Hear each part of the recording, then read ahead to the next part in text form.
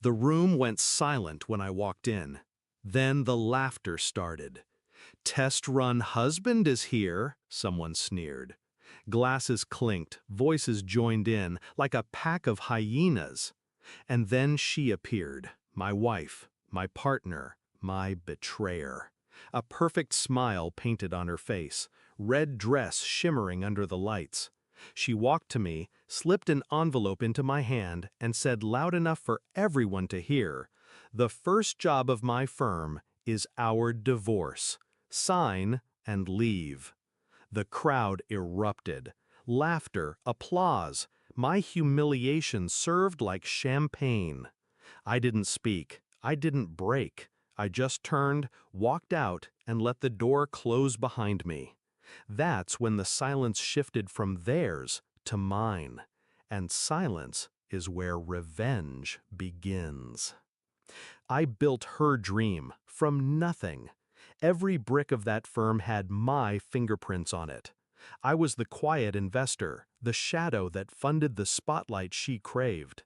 $20 million of my money.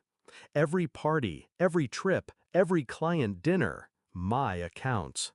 I thought I was building for us, but she wasn't building a firm. She was building an exit, and I was the disposable scaffolding.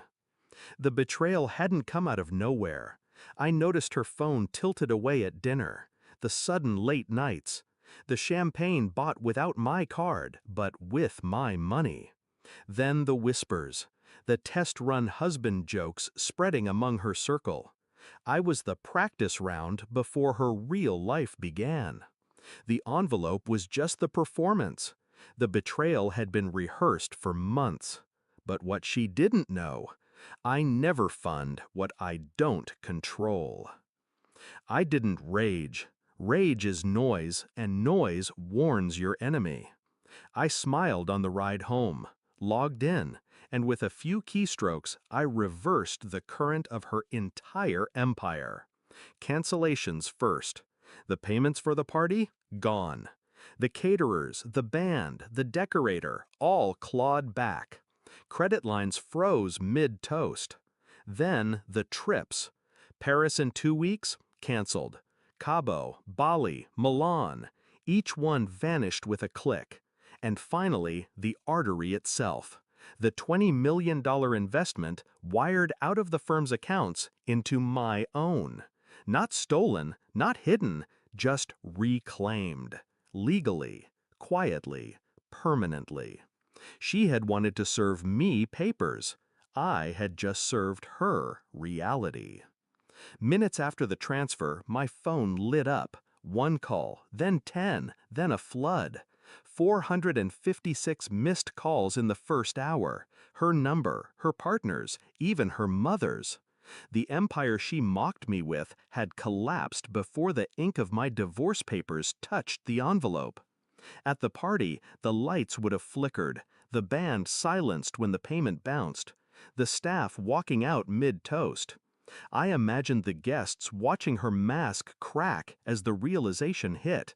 Her empire wasn't hers, it was mine, and I had taken it back. That night, long after the call stopped, the doorbell rang. I opened it to find her standing there. No audience now, no laughter, no spotlight. Her makeup smeared, her voice broken. "You can't do this to me." I studied her. She still thought it was about her. "No," I said quietly, "you did this to yourself." She reached for me, desperate, pleading. I stepped back, the door between us. "You made a stage of my life," I told her. "Tonight, you learned what happens when the curtain drops." And then I closed the door. The divorce went through, clean, efficient. She got nothing but debts. The firm she flaunted as hers never recovered. Without my funding, it collapsed in months. The clients fled, the partners scattered. Her name, once rising, became a warning whispered in hallways. And me? I didn't chase revenge in fire. I let her burn herself and simply took away the matches. They called me test run husband, disposable, replaceable. But I wasn't the test. I was the lesson. And lessons, they last forever.